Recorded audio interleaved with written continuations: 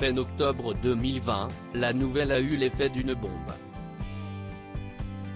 Le journaliste Darius Rochebin, fraîchement débarqué de Suisse pour présenter le 20h de Darius Rochebin, était écarté de l'antenne d'Yeltchi après la publication d'une enquête du journal suisse Le Temps révélant que le présentateur était accusé de harcèlement et même d'agression sexuelle.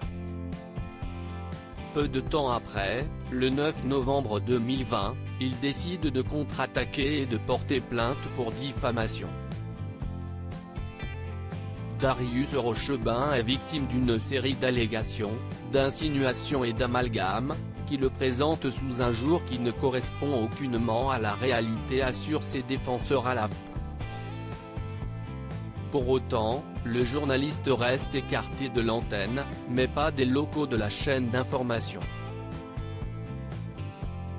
Darius Rochebin bientôt fixé sur son avenir selon Paris Match, chaque matin, le présentateur passe son badge pour ouvrir les portiques de sécurité et s'engouffre dans l'un des ascenseurs. Sous les regards interrogateurs, l'homme arpente les couloirs, salue ses collègues poliment, sourit à ceux qui le croisent et continue même de travailler dans l'ombre de son émission orpheline. Le magazine poursuit, face à une situation qui en aurait fait vaciller plus d'un, hors de question pour lui de se cacher ou de partir rejoindre sa femme dans leur Suisse natale. Non, ce sont les coupables qui fuient. Lui a décidé de garder la tête haute. Et Darius Rochebin pourrait bientôt y voir plus clair quant à son avenir au sein de la chaîne LCI.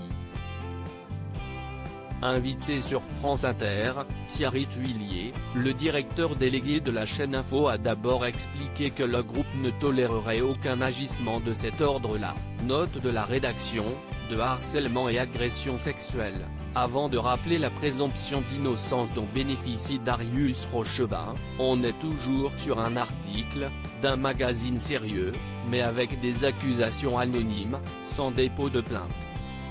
Il n'y a aucune procédure judiciaire.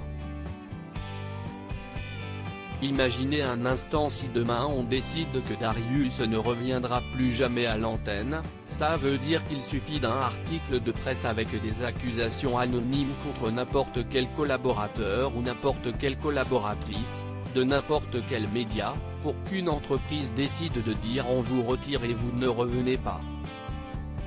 Et de conclure qu'une décision serait prise d'ici fin janvier.